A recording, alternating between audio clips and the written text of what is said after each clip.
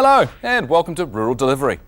This week we go to the Bioprotection Research Centre at Lincoln University to meet a new warrior in the fight against the tomato-potato psyllid pest, a ladybird. And we take a look around the Helensville-based Ōtakanini Tōpū Incorporation, building productivity on its South Kaipara Head farm while protecting important archaeological sites. I'll also be speaking with Professor Jacqueline Roworth about agribusiness and education. But first, we'll take a look at some of the stories that have been making rural news headlines. Fishing company Sealord announced last week that it will no longer can tuna caught with a controversial fishing method known as FAD. Sealord became New Zealand's first signatory of the World Wildlife Fund's Western Central Pacific Tuna Conservation Pledge in January this year. Since then, the company has been looking at its options to ensure Sealord tuna has the lowest possible bycatch. The move has been applauded by Greenpeace, which said it was a reflection of changing market reality, with more consumers demanding ocean-friendly, sustainable seafood. Westland Milk Products has reported a high level of interest from farmers wanting to supply milk year-round. Westland's to the maintenance and operation of the plant meant milk could now be processed for 12 months of the year. Mr Quinn said shareholders were under no obligation to supply milk through the off-season, but the option did allow more income flexibility for some. The cooperative was expecting between 40 and 50,000 litres a day over winter, which would be processed into AMF, butter, milk powder and casein. And Synlait Milk has been recognised for its successful business relationship with China. The company recently won the prestigious New Zealand-China Trade Association Supreme Award and the DLA Phillips Fox Award for successful investment with China. Synlait operates 3 milk powder dryers, including the largest and most sophisticated infant milk formula facility in the Southern Hemisphere. A third of its sales are now to China. Chief Executive John Penno said New Zealand has the opportunity to significantly increase export earnings and the wealth of the nation by extracting the full value from milk. Let's go to the financial markets to see what our dollar was buying against its major trading currencies at this week's end. Here are the numbers for lamb at the farm gate. It's been reported that supply of chilled product to the UK is unlikely to be able to meet demand in that market for the next few months. These are the farm gate prices for beef. The weaker Kiwi dollar has provided some relief for exporters, but it hasn't been enough to offset the continuing decline in international market prices. Now to the dairy commodities. All these figures are available for a closer look on the Rural Delivery website, and you can get there via tvnz.co.nz. One of the most devastating insect pests to invade New Zealand recently has been the tomato-potato psyllid. Master's student Andrew Pugh is based at the Bioprotection Research Centre at Lincoln University and is studying the ladybird as a biocontrol agent for this destructive psyllid. Approximately 2 years ago, actually, as a summer scholarship student here, sort of as an aside, we undertook a project with 3 different ladybird species to see how they controlled the tomato-potato psyllid just in a simple laboratory setting. And that sort of formed the basis for what is now my Master of Science project. The tomato-potato psyllid just being sort of such a major pest and devastating not only the potato industry but also tomatoes, capsicums, tamarillos.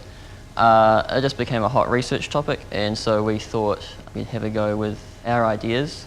And so we just did quite simple trials looking at the voracity of the ladybirds, how many psyllids they would eat in 24 hours, but also their feeding behaviour. So we presented them with like tomato leaflets or potato leaflets with the psyllids on them, and just how hairs on the leaves affected the detection of the prey and that kind of thing. What made everyone sort of so interested was that the psyllid vectors a bacterium, Liberibacter, that in potatoes causes zebra chip disease. This causes distinct sort of browning within the tubers, particularly when fried, which basically makes the potatoes unsellable when processed. All 3 ladybirds had never previously been associated with this particular species. This is called new association biological control. Is generally sort of found to be about 75% more successful than what's called classical biocontrol. So had 3 different sizes of ladybird, and we went with the largest one, Clevor mellii, for future research, just because it could eat up to 100 in 24 hours. So this particular ladybird, often called the southern ladybird, originally was imported to New Zealand from Australia back in the 1970s. actually to control eucalyptus tortoise beetle and eucalyptus plantations here. Relative to other ladybirds that most people are familiar with, it's much larger in size, and aside from having some dots, it also has what can be described as squiggly lines on its back. The larvae themselves are quite a valuable predator. Particularly in the later stages, they will eat 100 psyllids themselves in 24 hours. By them already being here and being established for quite some time, we don't have to go through all the process of getting them imported to New Zealand, but also that the fact they haven't been recorded having non-target effects as yet makes it seem unlikely that further releases will cause unintended consequences. My Masters is made up of 3 main components. This glasshouse experiment here, which is looking at whether the ladybird can reduce the psyllid densities on potato plants. The second part is dealing with what sort of prey preferences does the lady exhibit, if any, particularly looking at whether it has a prey preference of the psyllid over other pests such as aphids, and also looking at how long the ladybird lives. We didn't really have any hard data on that, so we wanted to see whether it lived for a whole growing season, part of the growing season, or that kind of thing. So far, what I've come across is in the prey choice is that there is no prey preference when it's presented with psyllids and aphids, but when it's presented with psyllids and whitefly, which is sort of perhaps looking towards a more glasshouse application, showed a real aversion for eating the whitefly, which can be quite important because many glasshouse growers use parasitoids to control whitefly, and so predating on whitefly could actually interfere with that already established biological control practice. If they were using pesticides regularly, the ladybird just simply wouldn't be able to sort of establish, at least in any high numbers, enough to have an effect. So that's why we're focusing on the more organic side, or those that don't like to use sprays as much. The results of Andrew's research have been published in an international journal with co-workers Dr. Dean O'Connell and Professor Steve Ratton, and that's generated a high level of interest. When we return, we'll be at the South Kaipara Head farming business of Ōtakanini Tōpū Incorporation.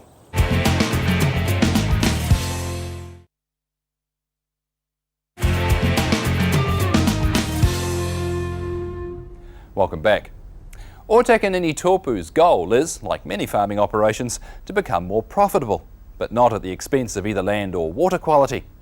Unlike many operations, however, there's the added complication of protecting important ancestral sites as well.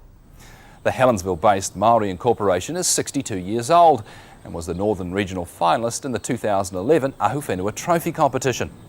Manager Ray Monk shows us around.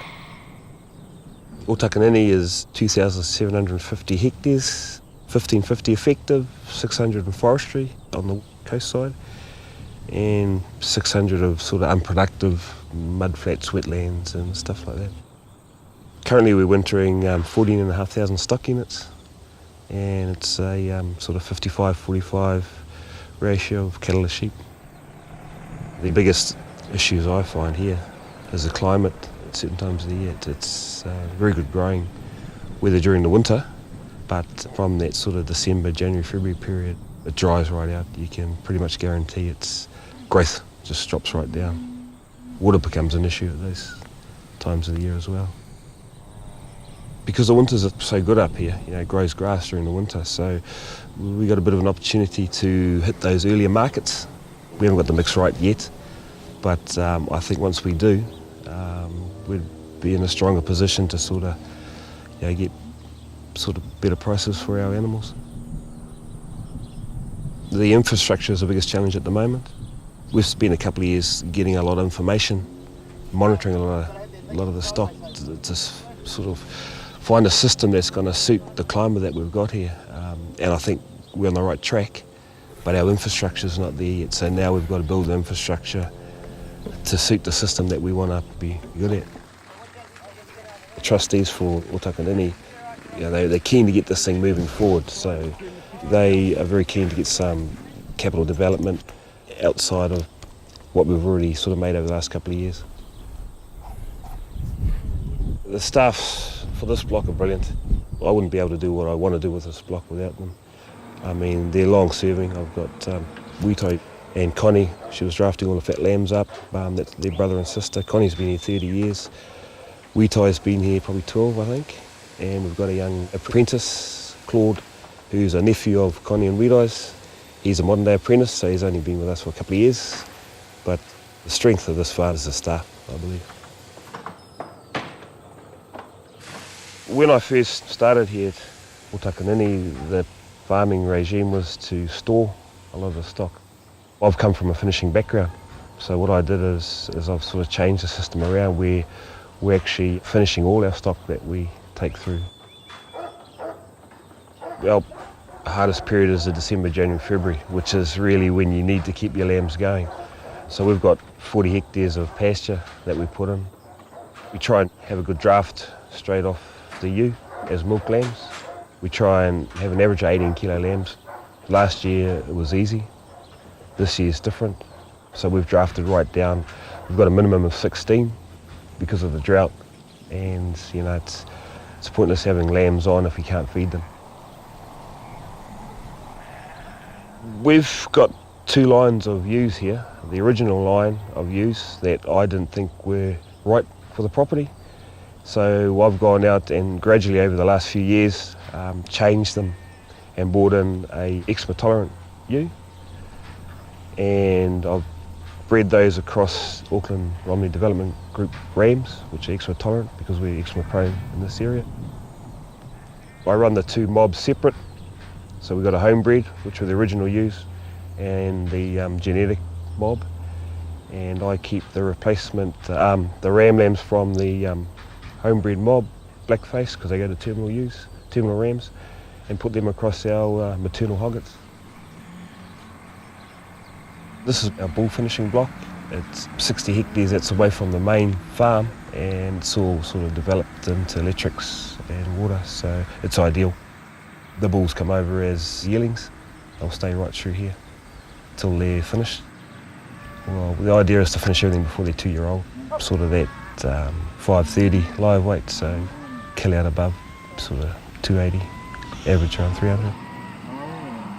And they're an Angus herd, so we've got 600 Angus cows that we'll calve down. The maternal bulls are Angus that I get from down Kawhia, and the terminal mob, which are the older cows, Charolais, that I source further north. To be honest, there's a lot more infrastructure that has to go in this unit. Paddocks are too big, more troughs, to really get it to where we want it to be. It's Kaikuya. It's not supposed to be. It was regrassed when I started sort of 3 years ago, but I don't think the regrassing program was quite right. So the Kaikuya that's dominant is just regrown. It was sown in grass, in a perennial grass, but the Kaikuya's just come back through again. So it's just another issue that we sort of got to work a plan around, trying to sort out what's going to work and what's not. We're on the ridgeline of the farm, and this is where a lot of the cultural heritage sites are.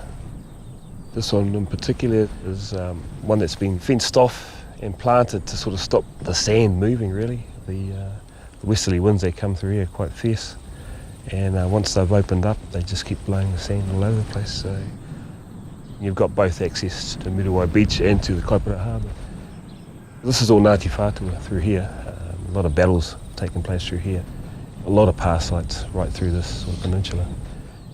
One of the board members is very passionate about the historical sites and cultural sites, and he's just finished, in conjunction with the Auckland Council, doing a lot of recording of the sites as part of a farm plan package that we've got together. So he spent a lot of time on the farm actually noting down where all these sites are. We've got past sites, we've got uru past sites, midden pits, kumara pits, all that sort of stuff. It works in well for me because I use it as an overlay for planning fence lines, water lines, so I don't go through any of those sort of sites. It's a balancing act because I love the cultural side of it, but I'm tasked with making money off the farm. So we have some healthy debates, and we come to a compromise, which is always good. As part of our farm plan, we had an environmental section put in there which worked in well with the Integrated Kaipara Harbour Management Group, which we're part of. We sat down and discussed a few things, and one of the issues was water quality and what we could do to help out as a farmer. We were lucky that we had councils come on board, Auckland Council, Rodney District Council at the time. They had funds available for us to fence these wetlands off and allow grants to put water systems in so that our stock would not have to, drink all this stuff down here and muck it up, really. We still have autonomy over what we do here, but it works in well with the council. They have regulations that we adhere to, so it is a win-win for both parties. I'll be back soon with Professor Jacqueline Roworth to talk about agribusiness and innovation.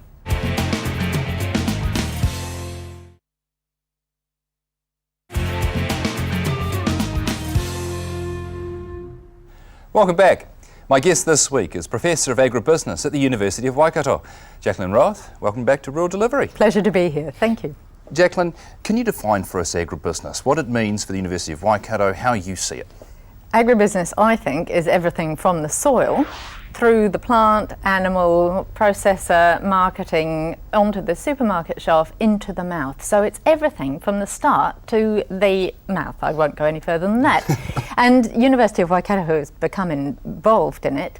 Well, probably it always has been, because Waikato is heartland agribusiness, farming and all the technologies and processes around it. But more recently, there has been a major available within Waikato Management School's Management Studies degree, which is highly rated in the country, and it allows students who haven't done perhaps chemistry or the sciences in years 12 and 13, because they like economics, history, those sorts of things, to actually understand a lot more about New Zealand's major businesses and, of course, where the major employment areas are. This isn't something you've done lightly. Why grow, I guess, this definition of agribusiness? What sort of data are you looking at to say, hey, we need to do this, we need to drag in these people from other places? I look at our economy, whether it's export or domestic, and see how very much depends upon agriculture, and I look at the number of graduates that we have from the traditional degrees, and it's simply not enough. It's 68 in 2011 that were actually in agricultural science and agri-commerce. That's out of 22,000 graduates, is a dire statement about New Zealand and its future. So you're bringing the business into agri. What sort of skills are you trying to build? And the agri into business, so that when we look at things like the supply chain and strategy, we can actually explain the importance of cooperatives in New Zealand, or to any agricultural area. They're not common in other sectors, and what the value is of private companies, the importance of research. How do you enable innovation, frankly, in any company, but let's look at the agricultural ones, and then how you target markets and how you move offshore. When you think about universities, you do tend to think about younger people, up and coming people, but there is a huge wealth of people out there already working in this sector. How do you, I guess, carry the education to them? Well, we have more programs that are suitable, and I would say, I need not to be just Waikato, but the whole of the education institution are involved when we look at Massey and Lincoln and what they're doing too, in different ways. We are all trying to assist every single part of the innovation supply chain in terms of learning. So business people who need to understand more about agriculture, we have programs. The Masters of Professional Management, the new equivalent of the MBA, is available, and you can major in agribusiness. So increased understanding. You hear a lot of talk about the role of government in helping New Zealand businesses get offshore. Quite a lot of those that you've mentioned earlier have had very little government help and do it on their own. Yes. So are we perhaps a little bit too reliant on thinking that someone's going to help us, and maybe we've got to sort of bootstrap ourselves to get out? Well, I think there are sort of two parts of the brain working there. You're absolutely right. New Zealand Trade and Enterprise has done a heap of work to try and assist people.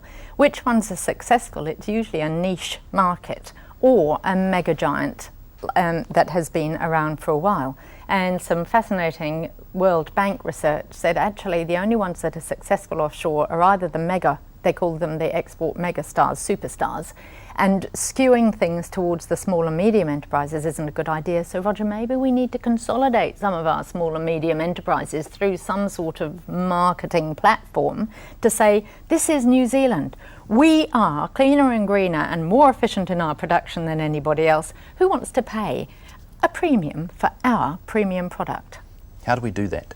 Creating some sort of New Zealand platform so that people, if they want kiwi fruit or avocados or lamb or venison, they come to a particular place and say, this is what I need over the next 6 months or whatever, and then we contract for that. And the juggling within the country doesn't undercut offshore, because that's our downfall.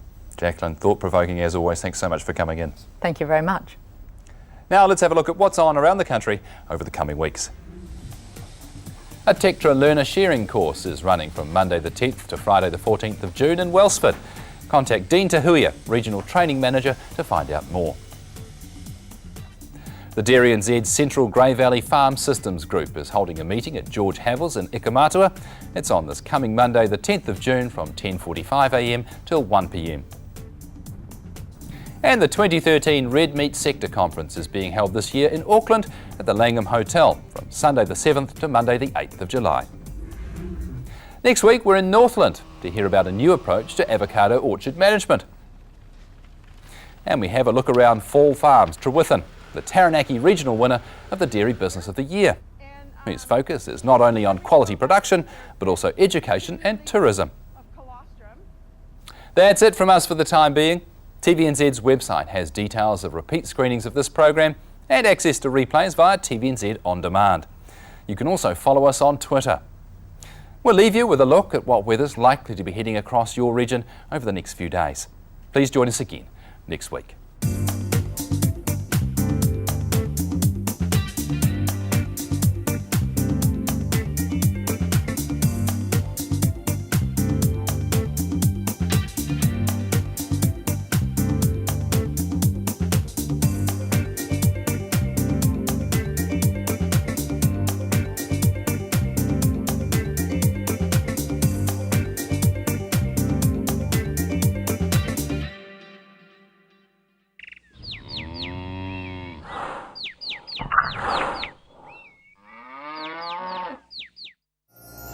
Supporting local content so you can see more of New Zealand on air.